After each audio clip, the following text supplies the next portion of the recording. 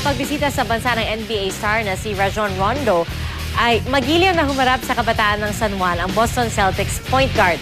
Espesyal siyang panauhin sa turnover ng bagong basketball court sa isang barangay roon. Balitang hatid ni Mark Zambrano.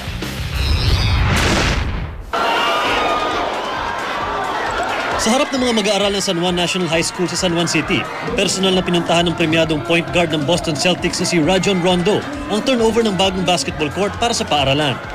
Bilang simbolo ng kanyang suporta, pininturahan ng NBA All-Star ang isang bahagi ng lapag ng basketball court at nagbigay ng mga autographed basketball sa mga kabataan ng San Juan. Magilid din sinagot ng NBA star ang ilang mga katanungan mula sa mga batang fans. At nang tanungin ko kung anong sikreto ng kanyang trademark na bilis sa court, ito ang sinagot niya. When the speed starts now, I do a lot of conditioning. So I have to continue to do a lot of conditioning. I do a lot of agility work, and I do a lot of treadmill running. Also, I do a couple of tire pulls. So when I run, work on my conditioning, and that's how I keep my speed up.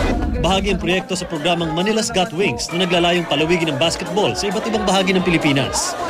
Alinsunod ang programa sa Boston's Got Wings program na may kaparehong layunin. Kanina may nagtatanong ng mga kabataan tungkol sa basketball. He would kindly oblige and he would answer very politely. No? So hindi siya yung maere o mayabang na ako'y isang NBA player. Hindi siya gano'n. Kumbaga very humble, very down to earth. Mark Zambrano, GMA News.